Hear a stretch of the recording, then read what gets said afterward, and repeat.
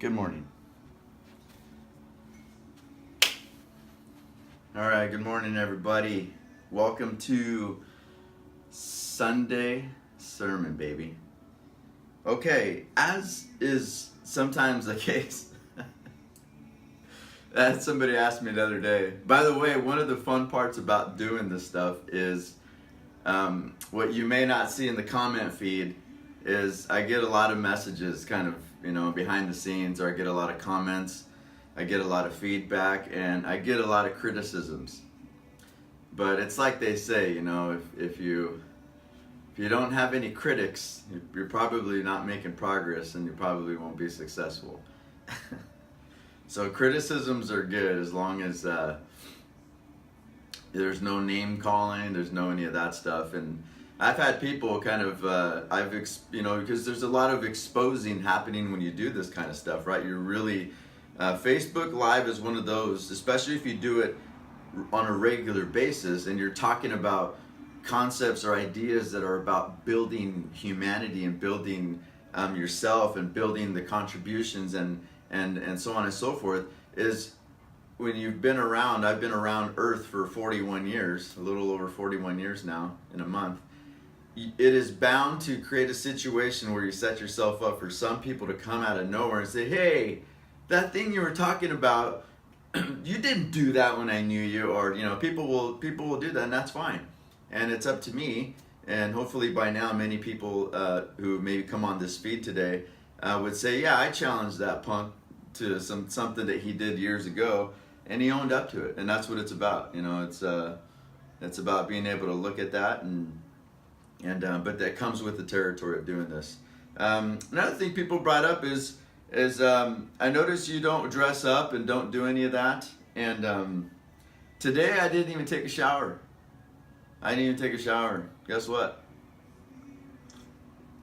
I don't care. I don't care. And here's the reason why I don't care today, especially. I'm not dressed up at all.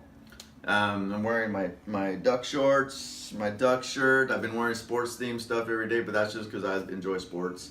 I got my Dalkey hat. Let me tell you a quick story about this Dalkey hat. I was at my church that I was going to, West Salem Foursquare, and some of you know Scott Dalkey. So if any of you are watching this and you know Scott Dalkey, give him a shout out for me. Yeah, he may log on actually. Scott, if you're watching this, I love you, bro. It's one of my homies. This is the kind of guy Scott Dalkey is. He was walking into the church, I think, to pick up his son or something, his kids. And when service was over, and he was there to pick them up, and I was like, bro, simple transaction or conversation. I said, bro, I really love that hat, man. And let me tell you something about Scott Dalkey. Without hesitation, dude takes the hat off of his head and says, keep it. If that's not a homie, that's not just a loving dude, I don't know what is. So shout out to Scott. So here's why today not having showered and not being dressed up is so critical to the message. I've been realizing that today's topic will be about relationships, and really addressing the relationships that I feel fall into the gray area. Because I know that some of you who are watching this, if you ever have, and most of us have, if not all of us in one way or another, if you've experienced being in a brokenness, in a broken relationship, there's usually two kinds of broken relationships you're experiencing. There's the one that you're in, and there's the broken relationship that you're having with yourself. Something's happening. And one of the hardest things to do when you're in that brokenness is to look and see relationships that are thriving. It's very hard to look at those relationships that are thriving, as you just start getting into this vibe of like guilt. I wouldn't say it's always jealousy, but maybe there's a little bit of envy, curiosity. How the heck do they do it? Like, what are they doing that I'm not? Or what are they doing that my spouse and I, or my significant other, what are they doing that we're not? Is it that they have more money? Because it looks like they do fun things according to Facebook, right? Facebook, social media has added a whole new kind of observational platform, if you will, right? Where we look at people's Facebooks and say, gosh, I know they're doing awesome. And maybe those people that you're making those judgments about, if they could hear that voice, they would say, no, we're not. But see, we live in a culture where there are relationships that are thriving. I don't make that judgment about relationships until I know the people personally. And the good news is when you ask them that, they would say, oh buddy, if you only knew. And they just press forward. And then you have relationships way over here that are supremely struggling, if not having already ended. And man, have I been there. Man, have I been there. And then there's that gray area where relationships are either on the cusp of ending and no one knows. And that's what I want to talk a little bit about today. Or they're on the cusp of a breakthrough, where they've had all kinds of devastation, all kinds of damage, all kinds of reasons to end the relationship. Yet, because of it, they're going to press on and they're about to experience victory. I want to talk a little bit about that too. So guys, I'm going to make a commitment to keeping these messages shorter. I realized through the course of time that, man, once I pass that 15, 20 minute threshold, it's no longer really a message as much as it just becomes a rant, if anything, or just blabber. So I'm going to keep this concrete focus, so stay tuned with me. And again, please like this post, because when you think about it, this is not only for you, this is for the people that you know about. And we have to believe that there are just tons of relationships, even here in Salem. Here in Salem, there are relationships right now that in a matter of hours, sometimes minutes, will end. And that's a sad truth. And that's the purpose of this. See, when I think about why I didn't shower this morning, it's because when I think about relationships that I've been in that have suffered, is, man, when it came to like dressing up on the external of me, like dressing up, putting on nice clothes, combing my hair, putting on the right outfit, and going out to church, or going out to town, or going to work, or going out, it's like, man, we have this culture where we can dress our outside so well. But it totally negates what's actually happening on the inside. And what was happening on the inside is brokenness, dirt,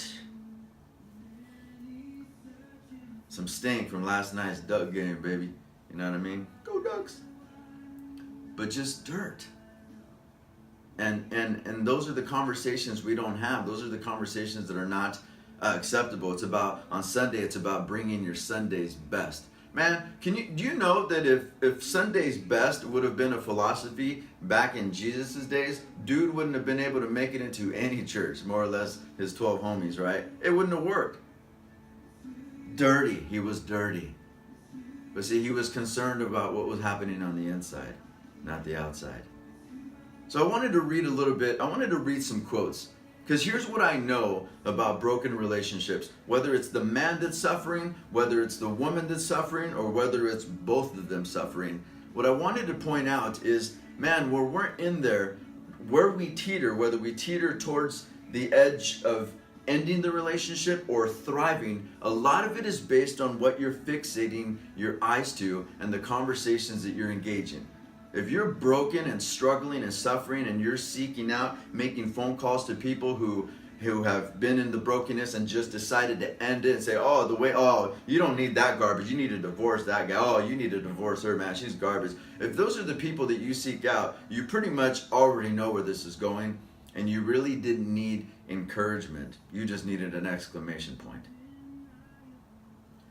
But when you reach out, and this is where it's hard, because see, what broken people do, what struggling people do, is they reach out. They have energy to reach out to those who won't make the mentality hard, which is often people who will just give you what you already want to hear.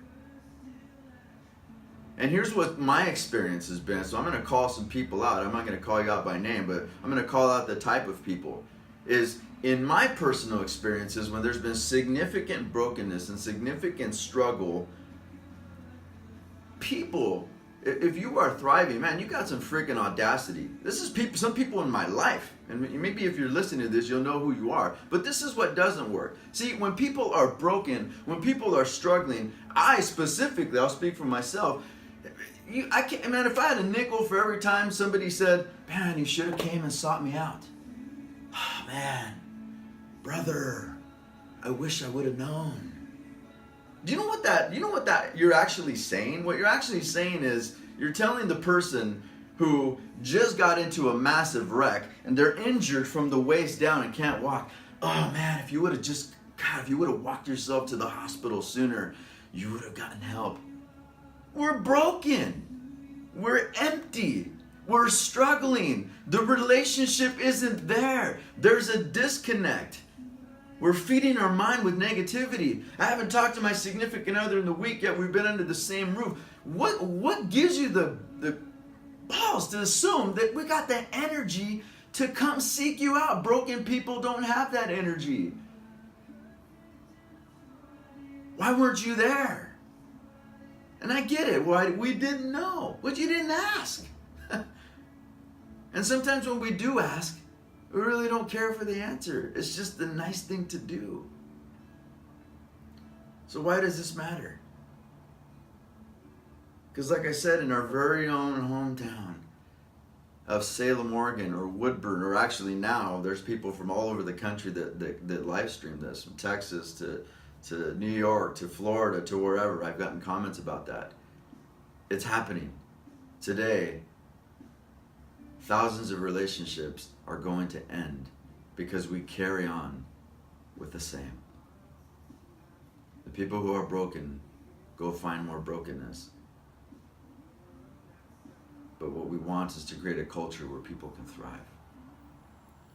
I was looking up some quotes earlier that I realized that's what we do, right? I'm a quotes guy, hands down. When it comes to business, when it comes to life, anything, quotes for me have always been impactful because they either bring clarity to things that I've thought about, or they bring clarity to something that I want to embrace that will be helpful for the next chapter.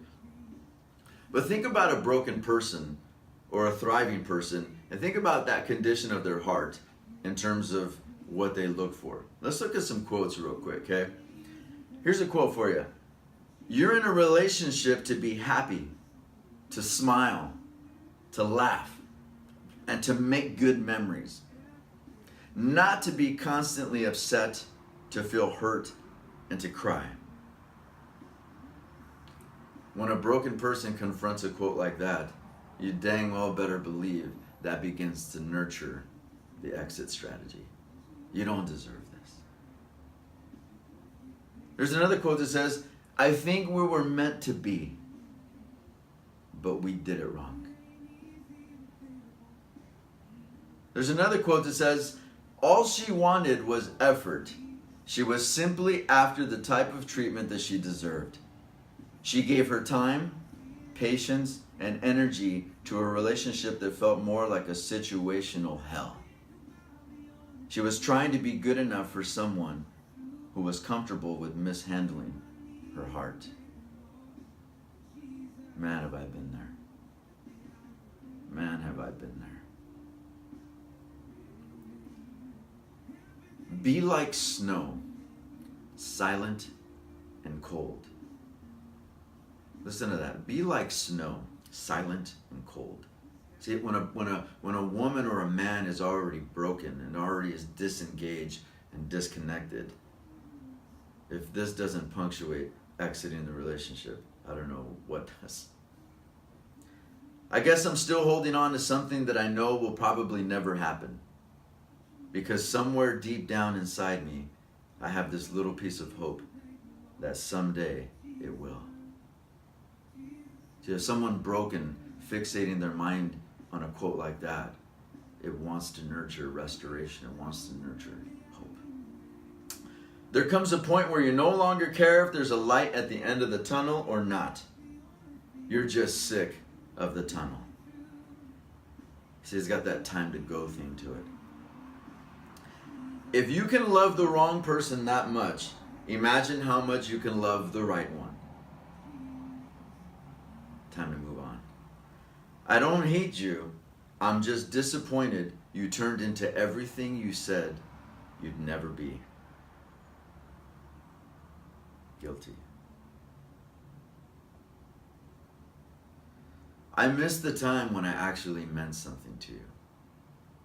Maybe you're a woman listening to this right now in a struggling relationship, and you would love to just say that out loud, but you can't. Relationships are worth fighting for, but you can't be the only one fighting. She didn't leave you for making too many mistakes. She left because you made the same mistake too many times. Guilty.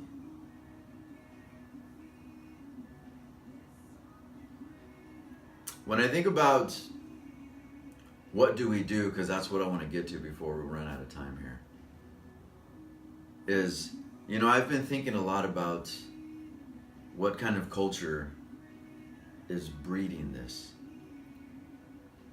And see, I know we know stuff. We know that men, for example, it's so hard these days for a man to have a place to admit that he's broken. So it's turned into a culture. I've been to men's groups. It's been quite a while. Actually, there hasn't been a men's retreat that I've gone on for years. But we don't have that. And let me just say this really quickly, men. And wives, if you're listening to this, don't disqualify your husband because you believe the relationship is well. See, that's one of the things we do wrong, is when the relationship is well, we don't feel like any work needs to be done. But what we've done with that is we've created a culture where we react. There's no being proactive. There's no, how does this relationship great right now? How do I make it better? It's, well, this relationship has gone to crap. What do we do to fix it? We've become a reactive culture. So here's something I want to throw out to us men. Men, in about maybe if there's a need, and women, I would love for you to comment on this, and men, if you have the courage to do it publicly, do it in the comment stream. If you don't, and that's one of the reasons why there's a need for this, send me a private message. Maybe I shouldn't enable you.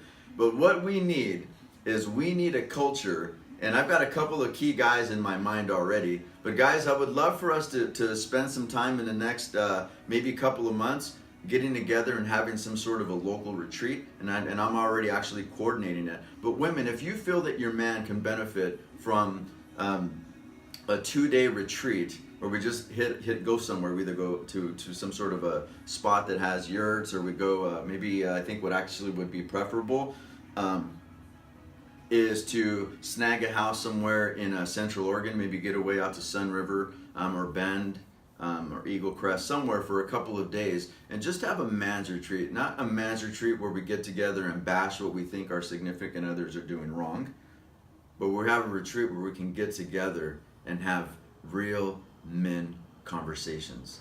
Not the one about sports, not the one about drinking beer. Obviously, we're in Central Oregon, so we want to throw one back. We good. But we can have real, honest, open conversations about our brokenness, about where we see our relationships, and more importantly, or equally important, what do we do to change the culture of our home environment? What do we do to change the culture of our heart? What do we do to get back to that man that we were the first time we met our significant other. Women, if that's something that you can support, please message me on my comment section on this. Men, if that's something that you're interested, we need to have that conversation sooner than later. This would be relatively inexpensive. But man, if there's one thing I can look back and say I didn't do right, is I always let the price tag of a thing that could have made me a better man get in the way of that. And I never became a better man in the process. So this would be worth it. See, the thing about men is, I read a quote earlier that said, women, there's some feedback here. A woman wrote this article, and this is what she says. Women don't hurt any less than men, but our hearts are generally more open. We're naturally more vulnerable, so it's often easier for us to start over once we have healed. Now, what she's referring to, just to give you some backdrop, is what she's speaking to is the culture has changed, where a lot of our parents and even generations before that, because they engaged in relationships and married at younger ages, they had less relationships that they were involved in, which means oftentimes less broken relationships, which leads to less brokenness and less areas that need healing. Whereas the culture that has shifted now is because now women work more than they did back in the day. Relationships are taking actually longer, solid relationships. Now what's happening is people are engaging in multiple relationships up until the point in their mid to late 30s, sometimes 40s, but by the time they actually decide to settle down, they've been in several different relationships, and there's been several different hurts, several different experiences of brokenness, which means several different areas of life that may require healing. And she's saying that women don't hurt any less, but because their hearts are generally more open, that women may find it more naturally, they're naturally more vulnerable, so it's often easier for them to start over once they've healed. Men, on the other hand, take these losses like deaths they've never fully recovered from. Now, good luck finding a man that can admit that. But that is precisely why we're doing these retreats coming up, because we need, if there's anything that can help a man recover, it is taking that big ball of pride and just giving it an absolute boot, like kicking it as far away as you can, as possible.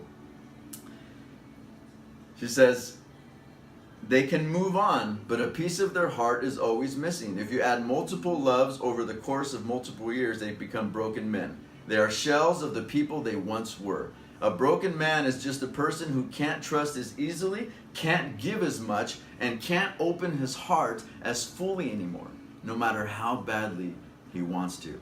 Women are hearing that right now and saying, I know a guy.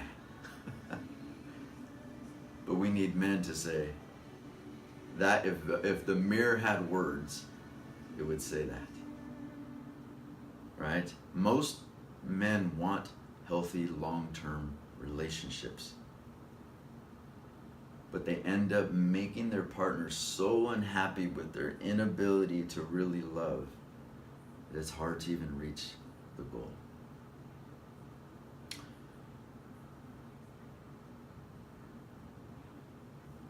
And then women and men suffer. Relationships suffer. There are women right now probably listening to this saying, well, it's already time to end because it's too late. There are men listening to this right now saying probably the same thing. But guys, what I want to encourage you as we close here is, I'll leave you with this quote and something quickly practical. The quote says, there's so many broken children living in grown bodies mimicking adult lives. So many broken children living in grown bodies mimicking adult lives.